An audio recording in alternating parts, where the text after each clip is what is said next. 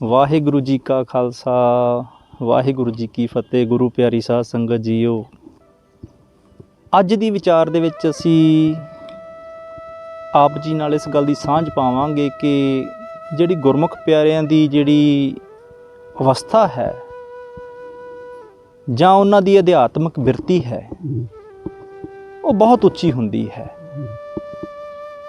ਗੁਰਮੁਖ ਪਿਆਰੇ ਭਾਵੇਂ ਸਰੀਰ ਰੂਪ ਦੇ ਵਿੱਚ ਇੱਕ ਦੂਜੇ ਨਾਲ ਮਿਲਣ ਜਾਂ ਨਾ ਮਿਲਣ, ਪਰ ਸੁਰਤੀ ਦੇ ਵਿੱਚ ਜਾਂ ਅਧਿਆਤਮਿਕ ਤੌਰ 'ਤੇ ਉਹ ਇੱਕ ਦੂਜੇ ਨਾਲ ਮੇਲ ਮਿਲਾਪ ਕਰਦੇ ਹੀ ਰਹਿੰਦੇ ਹਨ। ਗੁਰਬਾਣੀ ਵਿੱਚ ਦਰਜ ਹੈ, ਮਿਲਿਆ ਮਿਲਿਆ ਨਾ ਮਿਲੈ, ਮਿਲਿਆ ਮਿਲਿਆ ਜੇ ਹੋਏ, ਅੰਤਰ ਆਤਮੈ ਜੋ ਮਿਲੈ, ਮਿਲਿਆ ਕਹੀਐ ਸੋਏ। ਸੋ ਜਿਹੜਾ ਅੰਤਰਾਤਮੇ ਦਾ ਮਿਲਣਾ ਹੈ, ਉਸ ਨੂੰ ਹੀ ਸੱਚੇ ਰੂਪ ਦੇ ਵਿੱਚ ਮਿਲਣਾ ਕਿਹਾ ਜਾਂਦਾ ਹੈ। ਇਹ ਜਿਹੜੀ ਘਟਨਾ ਅਸੀਂ ਆਪ ਜੀ ਨਾਲ ਸਾਂਝ ਪਾਉਣ ਲੱਗੇ ਹਾਂ, ਇਹ ਦੋ ਗੁਰਮੁਖ ਪਿਆਰਿਆਂ ਦੀ ਆਪਸੀ ਪ੍ਰੇਮ ਦੀ ਘਟਨਾ ਹੈ। ਇਹਨਾਂ ਦੋਨਾਂ ਗੁਰਮੁਖ ਪਿਆਰਿਆਂ ਬਾਰੇ ਆਪ ਜੀ ਨੇ ਸੁਣਿਆ ਹੋਵੇਗਾ। ਭਾਈ ਸਾਹਿਬ ਭਾਈ ਵੀਰ ਸਿੰਘ ਜੀ ਅਤੇ ਸੰਤ ਹਰਨਾਮ ਸਿੰਘ ਜੀ ਰਾਮਪੁਰ ਖੇੜੇ ਵਾਲੇ, ਦੋਨੇ ਹੀ ਗੁਰਮੁਖ ਪਿਆਰੇ ਸਨ। ਨਾਮ ਦੀਆਂ ਮਹਿਕਾਂ ਵੰਡਦੇ ਸਨ ਅਤੇ ਪੰਥ ਦੀ ਚੜ੍ਹਦੀ ਕਲਾ ਦੇ ਲਈ ਹਰ ਦਮ, ਹਰ ਵਕਤ, ਹਰ ਸਾਹ ਦੇ ਵਿੱਚ ਅਰਦਾਸ ਕਰਦੇ ਸਨ। ਇੱਕ ਦਿਨ ਸੰਤ ਹਰਨਾਮ ਸਿੰਘ ਜੀ ਨੂੰ ਉਹਨਾਂ ਦੇ ਕਿਸੇ ਪ੍ਰੇਮੀ ਨੇ ਦੱਸਿਆ ਕਿ ਮੈਂ ਅਖਬਾਰ ਦੇ ਵਿੱਚ ਪੜ੍ਹਿਆ ਹੈ ਕਿ ਭਾਈ ਵੀਰ ਸਿੰਘ ਜੀ ਕਾਫੀ ਢਿੱਲੇ ਹਨ, ਬਿਮਾਰ ਹਨ। ਤਾਂ ਸੰਤ ਹਰਨਾਮ ਸਿੰਘ ਜੀ ਨੇ ਉਸ ਪ੍ਰੇਮੀ ਨੂੰ ਕਿਹਾ ਕਿ ਅੰਤਰਾਤਮੇ ਤਾਂ ਅਸੀਂ ਉਹਨਾਂ ਦੇ ਨਾਲ ਮਿਲਦੇ ਹੀ ਰਹਿੰਦੇ ਹਾਂ, ਸਤਿਗੁਰੂ ਦੇ ਹਜ਼ੂਰ ਸਾਡੀਆਂ ਉਹਨਾਂ ਨਾਲ ਮਿਲਣੀਆਂ ਹੁੰਦੀਆਂ ਹੀ ਰਹਿੰਦੀਆਂ ਹਨ, ਪਰ ਅਸੀਂ ਹੁਣ ਉਹਨਾਂ ਨੂੰ ਸਰੀਰਕ ਤੌਰ 'ਤੇ ਵੀ ਮਿਲਣ ਦਾ ਯਤਨ ਕਰਾਂਗੇ। ਸੋ ਬਾਬਾ ਹਰਨਾਮ ਸਿੰਘ ਜੀ ਅੰਮ੍ਰਿਤਸਰ ਵਿਖੇ ਚਾਲੇ ਪਾ ਦਿੰਦੇ ਹਨ, ਗੁਰੂ ਰਾਮਦਾਸ ਮਹਾਰਾਜ ਜੀ ਦੇ ਦਰਸ਼ਨ ਕਰਦੇ ਹਨ ਅਤੇ ਉਸ ਤੋਂ ਬਾਅਦ ਭਾਈ ਵੀਰ ਸਿੰਘ ਜੀ ਦੇ ਗ੍ਰਹਿ ਵਿਖੇ ਆ ਪਹੁੰਚਦੇ ਹਨ। ਉੱਥੇ ਹੋਰ ਵੀ ਕੋਈ ਸੱਜਣ ਬੈਠੇ ਹੁੰਦੇ ਹਨ ਭਾਈ ਸਾਹਿਬ ਜੀ ਦਾ ਸਿਹਤ ਦਾ ਹਾਲ ਜਾਣਨ ਦੇ ਲਈ। ਇੱਕ ਨੌਕਰ ਆਉਂਦਾ ਹੈ ਅਤੇ ਸਾਰੇ ਸੱਜਣਾਂ ਨੂੰ ਬੇਨਤੀ ਕਰਦਾ ਹੈ ਕਿ ਆਪ ਸਭ ਅੱਗੇ ਬੇਨਤੀ ਹੈ ਕਿ ਤੁਸੀਂ ਆਪਣੇ ਨਾਮ ਇਸ ਕਾਪੀ ਵਿੱਚ ਦਰਜ ਕਰ ਦੇਵੋ ਅਤੇ ਸ਼ਾਮ ਨੂੰ ਮੈਂ ਇਹ ਕਾਪੀ ਭਾਈ ਵੀਰ ਸਿੰਘ ਜੀ ਨੂੰ ਦਿਖਾ ਦੇਵਾਂਗਾ ਅਤੇ ਆਪ ਸਭ ਦੀ ਹਾਜ਼ਰੀ ਪ੍ਰਵਾਨ ਹੋ ਜਾਵੇਗੀ, ਕਿਉਂਕਿ ਡਾਕਟਰਾਂ ਨੇ ਭਾਈ ਵੀਰ ਸਿੰਘ ਜੀ ਨੂੰ ਕਿਸੇ ਨੂੰ ਵੀ ਮਿਲਣ ਦੇ ਲਈ ਮਨ੍ਹਾ ਕੀਤਾ ਹੋਇਆ ਹੈ। ਸੋ ਸਾਰੇ ਜਿਹੜੇ ਸੱਜਣ ਬੈਠੇ ਹੁੰਦੇ ਹਨ ਆਪਣੇ ਆਪਣੇ ਨਾਂ ਸਰਨਾਵੇਂ ਦਰਜ ਕਰਕੇ ਚਲੇ ਜਾਂਦੇ ਹਨ।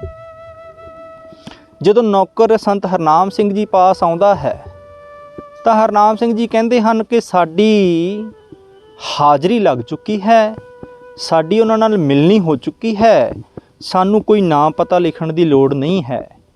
ਮੈਂ ਕੁਝ ਸਮਾਂ ਇੱਥੇ ਬੈਠ ਕੇ ਪਾਠ ਕਰਾਂਗਾ ਅਤੇ ਉਸ ਤੋਂ ਬਾਅਦ ਮੈਂ ਚਲਾ ਜਾਵਾਂਗਾ।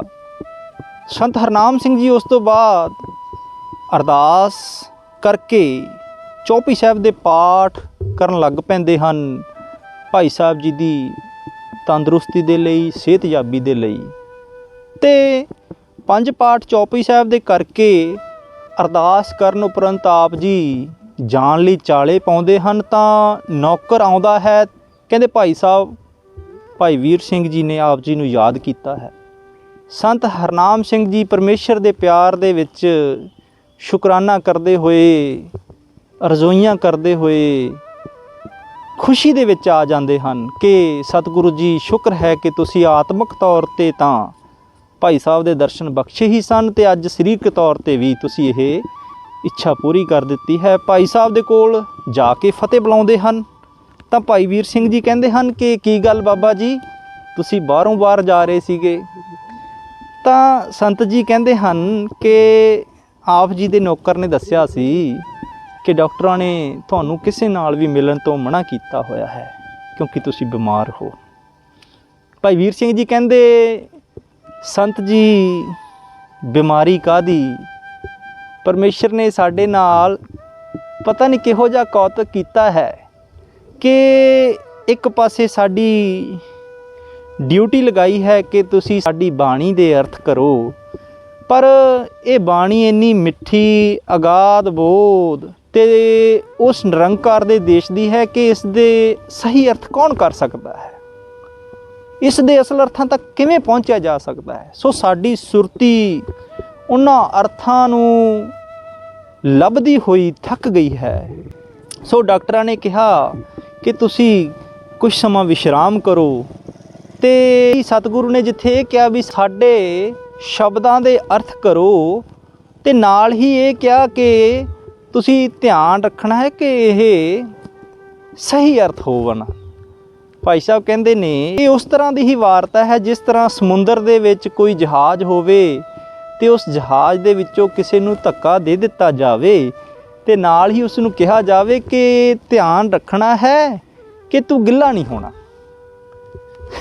ਕਿ ਇਹ ਅਰਥ ਇੰਨੇ ਡੂੰਘੇ ਹਨ, ਇੰਨੀ ਅਗਾਧ ਬੋਧ ਇਹ ਬਾਣੀ ਹੈ ਕਿ ਇਸ ਦੇ ਅਸਲ ਅਰਥਾਂ ਨੂੰ ਜਾਣਨਾ ਕਿਸੇ ਦੇ ਵੀ ਵੱਸ ਦਾ ਰੋਗ ਨਹੀਂ ਹੈ। ਸੋ ਭਾਈ ਹਰਨਾਮ ਸਿੰਘ ਜੀ ਨੂੰ ਕਹਿੰਦੇ ਨੇ ਕਿ ਤੁਸੀਂ ਬਾਬਾ ਜੀ ਸਾਰਾ ਕੁਝ ਜਾਣਦੇ ਹੀ ਹੋ। ਹੁਣ ਅਸੀਂ ਸਤਿਗੁਰਾਂ ਦਾ ਹੁਕਮ ਮੰਨ ਕੇ ਇਹ ਜਿਹੜੇ ਅਰਥ ਕਰਨੇ ਸ਼ੁਰੂ ਕੀਤੇ ਤਾਂ ਸਨ, ਪਰ ਇਹ ਸੰਪੂਰਨ ਅਰਥ ਕੌਣ ਕਰ ਸਕਦਾ ਹੈ। ਵਾਹੋ ਵਾਹੋ ਬਾਣੀ ਨਿਰੰਕਾਰ ਹੈ, ਤਿਸ ਜੇਵੜ ਅਵਰ ਨਾ ਕੋਈ। ਬਾਣੀ ਬਿਰਲੋ ਵਿਚਾਰ ਸੀ, ਜੇ ਕੋ ਗੁਰਮੁਖ ਹੋਏ। ਇਹ ਬਾਣੀ ਮਹਾਂਪੁਰਖ ਕੀ ਨਿਜ ਘਰ ਵਾਸਾ ਹੋਏ। ਸੋ ਇਸ ਅਗੰਮੀ ਬਾਣੀ ਦੇ, ਇਸ ਅਕਥ ਰੂਪੀ ਬਾਣੀ ਦੇ, ਜਿਸ ਨੂੰ ਕਥਨ ਨਹੀਂ ਕੀਤਾ ਜਾ ਸਕਦਾ, ਮੈਂ ਉਸ ਦੇ ਸੰਪੂਰਨ ਅਰਥ ਕਿਸ ਤਰ੍ਹਾਂ ਕਰ ਸਕਾਂ।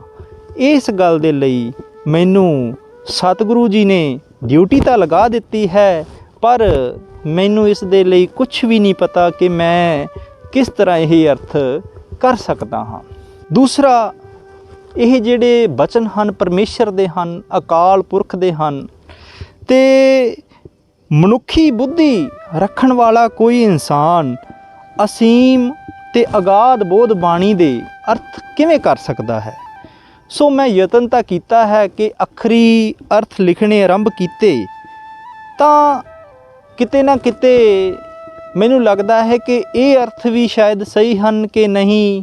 ਫਿਰ ਉਸ ਤੋਂ ਬਾਅਦ ਸੁਰਤੀ ਹੋਰ ਅੱਗੇ ਜਾਂਦੀ ਹੈ ਤਾਂ ਮੈਂ ਮਹਿਸੂਸ ਕਰਦਾ ਹਾਂ ਕਿ ਸ਼ਾਇਦ ਇਹ ਅਰਥ ਅਸਲ ਹਨ। ਸੋ ਜਦੋਂ ਸੁਰਤੀ ਉੱਪਰਲੇ ਮੰਡਲਾਂ ਵਿੱਚ ਜਾਂਦੀ ਹੈ ਤਾਂ ਦੇਖਦਾ ਹਾਂ ਕਿ ਪੁਰਾਣੇ ਅਰਥ ਹੋਰ ਹਨ, ਹੁਣ ਇਹ ਅਰਥ ਹੋਰ ਹਨ। ਸੋ ਇੱਕ ਇੱਕ ਪੰਕਤੀ ਦੇ ਪਿੱਛੇ ਮੇਰੀ ਸੁਰਤੀ ਜਿਹੜੀ ਜਾਂਦੀ ਹੋਈ ਥਕਾਵਟ ਮਹਿਸੂਸ ਕਰਨ ਲੱਗ ਪਈ ਹੈ। ਹੋਰ ਮੈਨੂੰ ਕੋਈ ਸਰੀਰਕ ਤੌਰ 'ਤੇ ਬਿਮਾਰੀ ਨਹੀਂ ਹੈ। ਡਾਕਟਰਾਂ ਨੇ ਸੰਗਤ ਨਾਲ ਮਿਲਣ ਦੀ ਮਨਾਹੀ ਕੀਤੀ ਸੀ। ਇਸ ਤਰ੍ਹਾਂ ਅਸੀਂ ਇਸ ਨੂੰ ਵੀ ਉਸ ਦਾ ਹੁਕਮ ਮੰਨ ਕੇ ਸਿਮਰਨ ਦਾ ਅੰਦਰ ਬੈਠ ਕੇ ਆਨੰਦ ਮਾਣ ਰਹੇ ਹਾਂ। ਅਤੇ ਹੁਣ ਇਹ ਜਿਹੜੀ ਮਿਹਰ ਹੈ ਫਿਰ ਦੁਬਾਰਾ ਮੇਰੇ 'ਤੇ ਹੋ ਰਹੀ ਹੈ ਕਿ ਉਸ ਦੇ ਅਰਥਾਂ ਦੇ ਨਾਲ ਆਨੰਦ ਆ ਰਿਹਾ ਹੈ। ਸੋ ਹੁਣ ਮੇਰੀ ਇਸ ਤਰ੍ਹਾਂ ਦੀ ਆਤਮਿਕ ਦਸ਼ਾ ਬਣ ਚੁੱਕੀ ਹੈ। ਯਾਦ ਸੱਜਣ ਦੀ ਹਰਦਮ ਰਹਿੰਦੀ, ਲਹਿ ਗਈ ਡੂੰਘੇ ਥਾਈਂ। ਵਾਂਗ ਸੰਗੀਤ ਲਹਿਰ ਦੀ ਅੰਦਰ, ਬਣ ਗਈ ਰਾਗ ਇਲਾਹੀ। ਦਾਰੂ ਵਾਂਗ ਸਰੂਰ ਚਾੜਦੀ, ਤਰਬ ਵਾਂਗ ਥਰ ਰਾਵੇ। ਖਿੱਚੇ ਤੇ ਰਸ ਭਿੰਨੀ ਕਸ ਕੇ, ਲੱਗੇ ਫਿਰ ਸੁਖਦਾਈ। ਸੋ ਇਸ ਤਰ੍ਹਾਂ ਸਾਧ ਸੰਗਤ ਜੀ ਕੋਈ 15-20 ਮਿੰਟ ਹੋਰ ਬਾਬਾ ਹਰਨਾਮ ਸਿੰਘ ਜੀ ਨੇ ਆਪ ਨਾਲ ਬਚਨ ਵਿਲਾਸ ਕੀਤੇ, ਅਤੇ ਉਸ ਤੋਂ ਬਾਅਦ ਉਹਨਾਂ ਨੇ ਉੱਥੋਂ ਚਾਲੇ ਪਾਏ। ਭਾਈ ਵੀਰ ਸਿੰਘ ਜੀ ਨੇ ਜਾਂਦਿਆਂ ਨੂੰ ਆਪ ਜੀ ਨੂੰ ਇੱਕ ਬੇਨਤੀ ਕੀਤੀ ਕਿ ਜਦੋਂ ਵੀ ਤੁਸੀਂ ਅੰਮ੍ਰਿਤਸਰ ਆਓ ਤਾਂ ਜ਼ਰੂਰ ਦਰਸ਼ਨ ਦੇ ਕੇ ਜਾਓ। ਸੋ ਅੱਜ ਦੀ ਇਸ ਵਿਚਾਰ ਤੋਂ ਸਾਨੂੰ ਪਤਾ ਲੱਗਦਾ ਹੈ ਕਿ ਗੁਰਬਾਣੀ ਦੇ ਅਰਥ ਕਿੰਨੇ ਡੂੰਘੇ ਹਨ। ਗੁਰਬਾਣੀ ਦੀ ਜਿਹੜੀ ਸਮਝ ਹੈ ਕਿੰਨੀ ਔਖੀ ਹੈ। ਹਾਂ, ਸਤਿਗੁਰੂ ਕਿਰਪਾ ਕਰਨ ਤਾਂ ਇਸ ਦੇ ਅਰਥ ਸਮਝ ਵਿੱਚ ਆ ਸਕਦੇ ਹਨ। ਜਿਸ ਤਰ੍ਹਾਂ ਨਾਮ ਨੂੰ ਬਿਆਨਿਆ ਤਾਂ ਨਹੀਂ ਜਾ ਸਕਦਾ, ਪਰ ਸਿਮਰਿਆ ਜਾ ਸਕਦਾ ਹੈ। ਉਹ ਵੀ ਕਦੋਂ? ਜਦੋਂ ਉਸ ਦੀ ਕਿਰਪਾ ਹੋਵੇ, ਨਦਰ ਕਰੇ ਤਾਂ ਸਿਮਰਿਆ ਜਾਏ, ਅਤੇ ਦੂਸਰੇ ਪਾਸੇ ਆਖਣ ਔਖਾ ਸਾਚਾ ਨਾਉ। ਸੋ ਇਸ ਤਰ੍ਹਾਂ ਜਿਹੜੀ ਗੁਰਬਾਣੀ ਦੀ ਵਿਆਖਿਆ ਹੈ ਉਹ ਬੜਾ ਕਠਿਨ ਕਾਰਜ ਹੈ। ਪਰ ਜੇ ਸਤਿਗੁਰੂ ਕਿਰਪਾ ਕਰਨ ਤਾਂ ਇਹ ਜਿਹੜੇ ਗੁਰਬਾਣੀ ਦੀ ਵਿਆਖਿਆ ਦੇ ਅਰਥ ਹਨ, ਗੁਰਬਾਣੀ ਦੇ ਅਰਥ ਹਨ, ਉਹ ਬੜੇ ਸਹਿਜ ਰੂਪ ਦੇ ਵਿੱਚ ਜਿਹੜੇ ਗੁਰੂ ਦੇ ਪਿਆਰੇ ਉਹ ਕਰ ਦਿੰਦੇ ਹਨ। ਇਹੀ ਕਾਰਨ ਹੈ ਕਿ ਜਿਹੜਾ ਭਾਈ ਵੀਰ ਸਿੰਘ ਜੀ ਦੁਆਰਾ ਕੀਤਾ ਵਿਆਖਿਆ ਦਾ ਕਾਰਜ ਹੈ ਜਾਂ ਉਹਨਾਂ ਦੀਆਂ ਸੰਥਿਆ ਪੋਥੀਆਂ ਹਨ, ਉਹਨਾਂ ਵਿੱਚ ਗੁਰਬਾਣੀ ਦੀ ਵਿਆਖਿਆ ਬਾ ਕਮਾਲ ਦਰਜੇ ਦੀ ਹੈ। ਉਹਨਾਂ ਦੇ ਵਿੱਚ ਨਾਮ ਦਾ ਰਸ ਡੁੱਲ ਡੁੱਲ ਪੈਂਦਾ ਹੈ, ਕਿਉਂਕਿ ਉਹਨਾਂ ਨੇ ਇਸ ਨੂੰ ਮਾਨਸਿਕ ਤਲ ਦੇ ਉੱਪਰ ਕਰਨ ਦੀ ਬਜਾਏ ਸਤਿਗੁਰੂ ਦੀ ਹਜ਼ੂਰੀ ਦੇ ਵਿੱਚ ਇਹਨਾਂ ਨੂੰ ਪੂਰਨ ਕੀਤਾ ਹੈ। ਸੋ ਅੱਜ ਦੀ ਵਿਚਾਰ ਵਿੱਚ ਸਾਨੂੰ ਇਹ ਜਿਹੜਾ ਪ੍ਰਸੰਗ ਹੈ ਕਿਤੇ ਨਾ ਕਿਤੇ ਸਮਝ ਆਇਆ ਹੋਵੇਗਾ ਕਿ ਇੱਕ ਤਾਂ ਜਿਹੜੇ ਗੁਰਮੁਖ ਪਿਆਰਿਆਂ ਦਾ ਮੇਲ ਮਿਲਾਪ ਹੈ ਉਸ ਦੇ ਵਿੱਚ ਕਿੰਨਾ ਰਸ ਹੈ, ਕਿੰਨਾ ਰਹੱਸ ਹੈ ਕਿ ਸੰਤ ਹਰਨਾਮ ਸਿੰਘ ਜੀ ਬਾਰੇ ਅੰਦਰ ਬੈਠਿਆਂ ਨੂੰ ਹੀ ਭਾਈ ਵੀਰ ਸਿੰਘ ਜੀ ਨੂੰ ਪਤਾ ਲੱਗ ਜਾਂਦਾ ਹੈ ਕਿ ਬਾਹਰ ਬਾਬਾ ਜੀ ਆਏ ਹੋਏ ਹਨ ਅਤੇ ਉਹ ਬੁਲਾ ਲੈਂਦੇ ਹਨ। ਅਤੇ ਉਸ ਤੋਂ ਪਹਿਲਾਂ ਵੀ ਸੰਤ ਹਰਨਾਮ ਸਿੰਘ ਜੀ ਦਾ ਆਤਮਿਕ ਤੌਰ 'ਤੇ ਉਹਨਾਂ ਨਾਲ ਮੇਲ ਮਿਲਾਪ ਹੁੰਦਾ ਰਹਿੰਦਾ ਹੈ। ਦੂਸਰੀ ਗੱਲ ਸਾਨੂੰ ਇਹ ਸਮਝ ਵਿੱਚ ਆਉਂਦੀ ਹੈ ਕਿ ਗੁਰਬਾਣੀ ਦੇ ਅਰਥਾਂ ਨੂੰ ਮਾਨਸਿਕ ਤੌਰ 'ਤੇ ਜਾਂ ਮਨੁੱਖੀ ਬੁੱਧੀ ਦੇ ਤੌਰ 'ਤੇ ਸਿਰਫ ਜਾਣਿਆ ਨਹੀਂ ਜਾ ਸਕਦਾ। ਇਸ ਦੇ ਲਈ ਤਾਂ ਉਸ ਨਿਰੰਕਾਰ ਦੇ ਦੇਸ਼ ਦੇ ਵਿੱਚ ਜਾਣਾ ਹੋਵੇਗਾ ਜਿੱਥੇ ਇਹ ਬਾਣੀ ਆਈ ਹੈ।